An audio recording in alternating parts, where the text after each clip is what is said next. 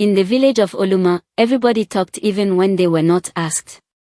And when Amoka told them she was marrying a man named Chigazi, the whole place buzzed like a broken radio. That poor carpenter boy, one woman said with a long hiss. He doesn't even have anything to call his own, another laughed. Even Amoka's mother wiped her hands on her wrapper and shook her head. You'll suffer, Amoka. Mark my words. But Amoka didn't listen. She had made up her mind. She loved Chigazi. He was calm, respectful, and kind. He didn't have much, but he had peace. And to Amoka, that was worth more than gold. They had their wedding behind his small wooden house. There was no DJ, no decoration, and no meat. Just a few plastic chairs, some jollof rice in takeaway coolers, and a small group of people who didn't laugh at their love. Her parents didn't come.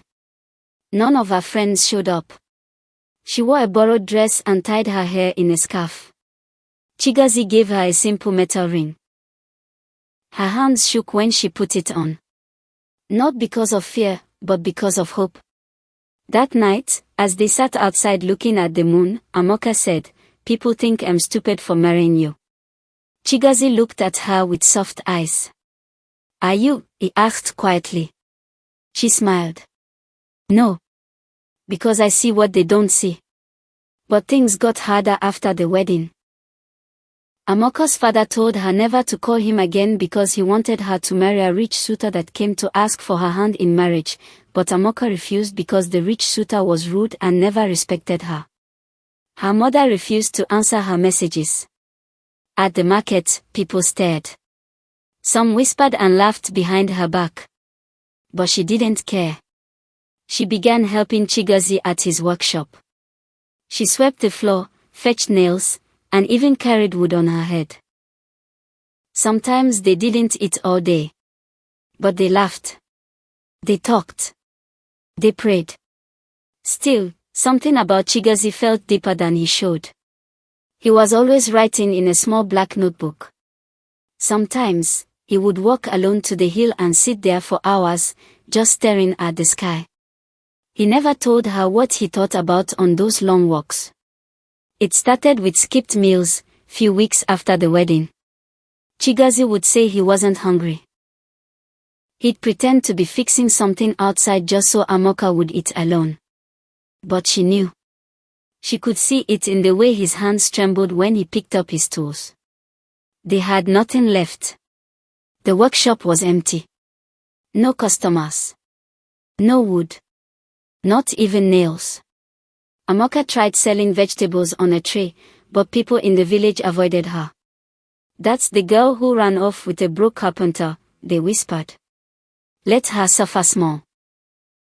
One night, Amoka found Chigazi sitting in the dark, staring at his hands. "I'm sorry," he said. "You deserve more than this." "I didn't marry you for food," she replied, her voice firm. "But we can't keep living like this." They had just soaked Gary in water that night and called it dinner. Amoka hesitated before speaking again. "Let's go to my parents' house. Just for a while. They'll be angry, yes. But they'll feed us." Chigazi's face darkened. "Your father hates me. Your mother too. And that sister of yours, I know," she said. "But I can't watch you starve."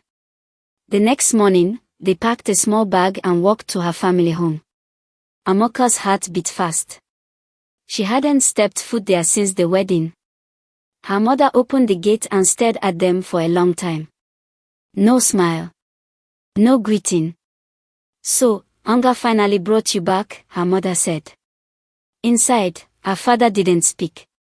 He just sipped his tea and turned the radio up. Chinelo, her younger sister, came out with a mocking grin. "Oh, carpenter and queen. Welcome." They were not offered food that day. At night, Amoka begged her mother again. "Please, Mama. He hasn't eaten. At least give him something small." Her father pointed at the backyard. "Let him sweep and clean the toilets first." Amoka stared at him in shock. But Chigazi simply nodded and went outside. Amoka didn't sleep that night. Her husband, her pride, was now being treated like a houseboy. And he said nothing. He worked the next day too. Quietly.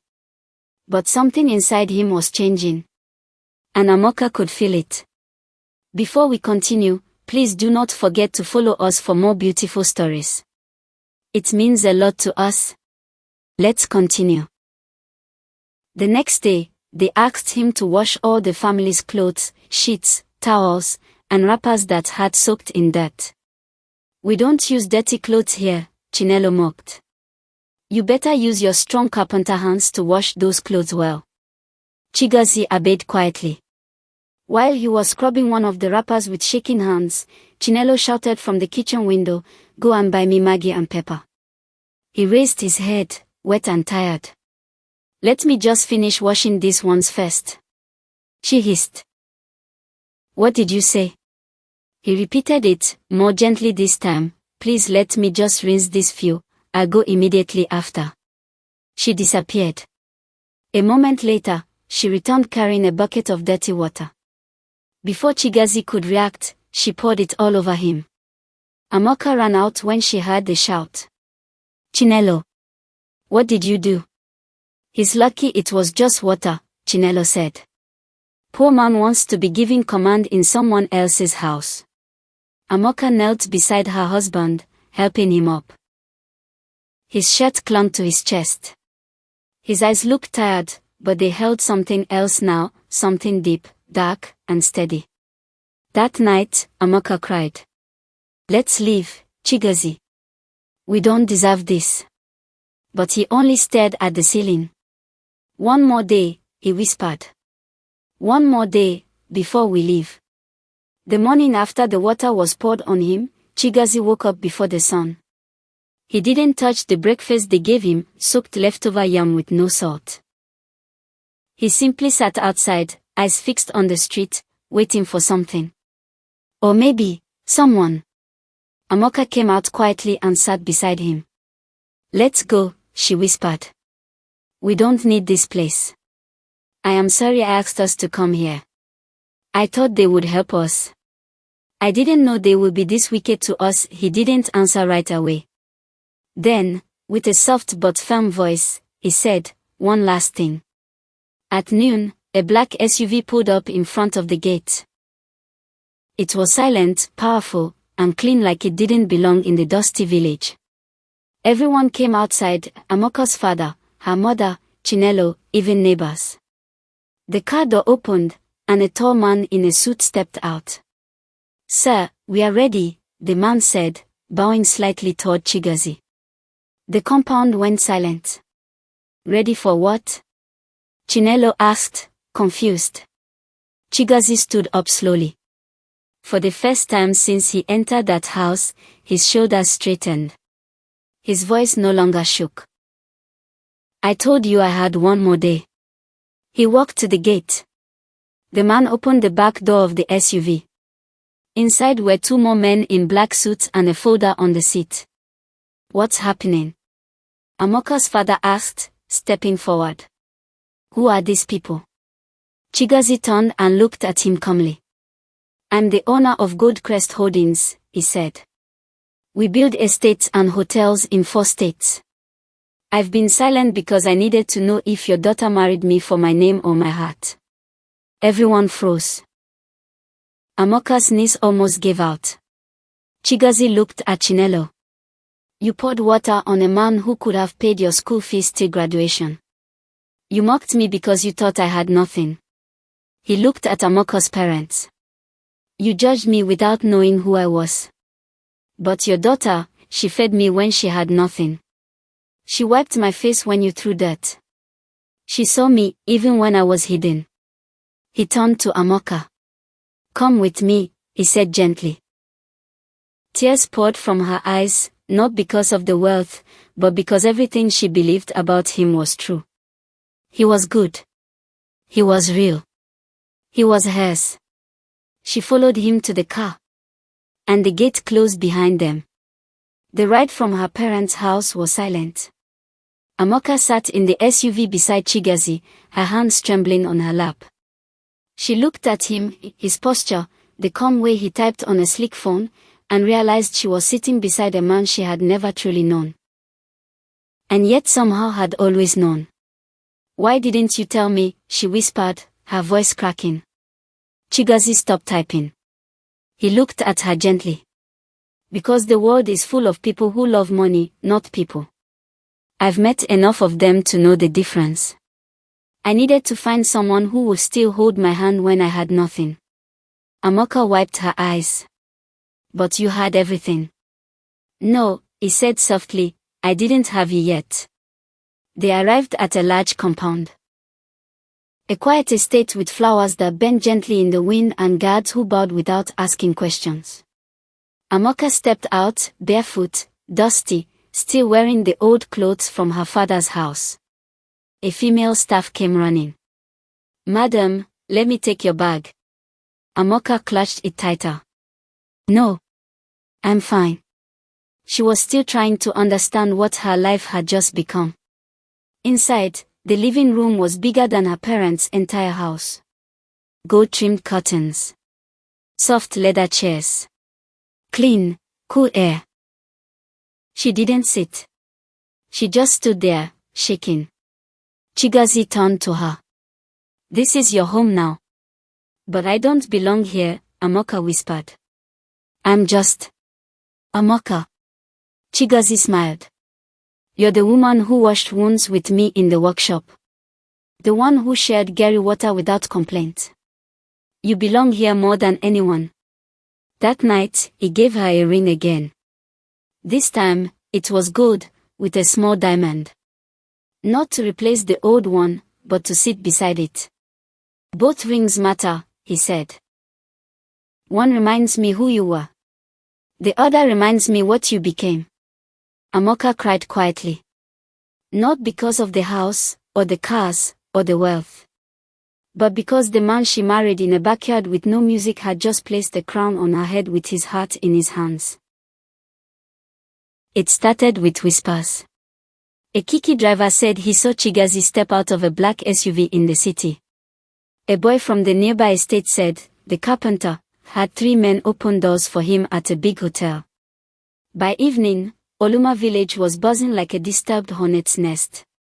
"Are you sure it's the same Chigazi? The one that used to fix tools in front of Momanechi's shop?" By the next morning, villagers began stopping by Amoka's parents' house, not to apologize, but to gather information. Some stood with bowls pretending to buy Gary from Momanechi's shed next door. Others just lingered, sweeping non-existent dust. Chinelo was inside, pacing. Her stomach turned as she replayed the image of the water splashing over Chigazi's back. She remembered laughing. Now she couldn't even meet her own eyes in the mirror. Then it happened. A black SUV stopped quietly in front of their gate. A young man in a simple white shirt stepped out, holding a brown envelope. "Good morning, sir." "Message from Mr. Chigazi," he said, handing it to Amoka's father. He opened it slowly, his hands already trembling. Inside was a note: "You insulted me. You mocked me. But your daughter chose me through it all. I forgive you. But I hope you never forget." Chigazi, below it was a check. 2 million naira. To repay every insult, and every meal your daughter begged for. The compound went quiet. Amoka's father sat down slowly on the plastic chair by the doorway. He read the note again, carefully this time. Then again. He placed it on his lap and covered his face with his hands. For a long time, he didn't speak. "I misjudged that boy," he said at last. "I treated a good man like trash." Amoka's mother sat beside him, eyes red with tears. She sniffed and wiped her face with her wrapper. "And I called him a mistake," she whispered. "My own daughter begged me for food, and I turned away." Inside, Chinelo locked herself in her room. No sound came from there for hours. Outside, the gate stayed open, quiet, still, and filled with regret. 3 days after the check arrived, and the village calmed down, Chinelo wrote a letter. She didn't type it. She didn't text. She sat down with a pen and paper, the same way her late grandmother once wrote letters to her father, and poured out words that burned in her throat. Dear Amoka and Chigazi, I don't expect you to forgive me. I wouldn't forgive me either. I called you names. I poured dirty water on you. I treated you like a slave. All because I thought you were nobody. But you were somebody. Not because you had money. But because you never raised your voice. You never insulted us back. You never made Amoka feel small, even when we all tried to. I was jealous. Not of your poverty, but of your peace. Of how she looked at you. Of how she followed you even when it looked like you had nothing. I'm sorry. I really am. If I can ever carry your bag, or sweep your compound, or just sit with you and say thank you, I will. I don't deserve your kindness. But I hope one day, I'll be worthy of your forgiveness. Chinelo, she gave it to a delivery boy and paid 500 naira from her savings. Give it to him directly. Not the gate man, she said firmly. Chigazi read the letter silently. Then handed it to Amoka. She sat on their balcony and read it twice. She means it, Amoka said softly. Chigazi leaned back in his chair. I know, he replied. But meaning it and changing are two different things. That night, Amoka picked up her phone and sent Chinelo a voice note. Thank you for your words. I believe you're truly sorry. But give us time. We are still healing. No reply came immediately. But hours later, Chinelo responded, I'll wait. Even if it takes years. Months passed like quiet rain. Chigazi and Amoka built a life that was full of peace and joy. No sirens, no noise, just steady days filled with love, quiet laughter, and the simple beauty of having each other. Their home became a place of healing, not just for themselves, but for others too. One morning, a car pulled up in front of their gate. Amoka opened the door and froze. It was her father. Beside him stood her mother, looking down at her feet. Chinelo was with them too, holding a bowl of fruits and a bag of water leaf. No one spoke for a few seconds. Then Amoka's mother stepped forward, eyes wet. We came to say sorry, she said. Chigazi walked out slowly, saying nothing. Her father cleared his throat. I was wrong, he said. We were wrong. You showed us what real strength looks like. You didn't raise your voice, and yet you spoke louder than all of us. Chinelo stepped forward. We judged you by your clothes. But it was your heart that dressed you best. Amoka hugged her mother first. Then her father. Then Chinelo. Nobody cried out loud, but their eyes told stories their mouths could never speak. 2 weeks later, Chigazi and Amoka returned to Oluma village. This time, there were no whispers behind their backs. There were claps. Hugs. Even quiet apologies from neighbors who once called Amoka the girl who married poverty. The chief invited them to sit at the front of the next village gathering. And when Chigazi gave a short speech, he said only this, I was once invisible here. But your daughter saw me. And that was enough. Later that night, back at their home, Amoka and Chigazi sat under the stars. The gate was quiet. The air was cool. A new peace had settled, not just in their home, but in their hearts. Would you still have loved me, he asked, if we never left the village? She leaned on his shoulder and whispered, I loved you long before we had anything to leave behind. They didn't need music. They had forgiveness. They had peace. They had each other. The end. Moral of the story, love is not proven by comfort but by endurance. Real love waits, suffers, and forgives. And sometimes, the people who once hurt you can one day kneel to bless you, if your heart stays kind. If you learned something from this story, Please do not forget to like, subscribe and share your thoughts in the comment section. See you next time.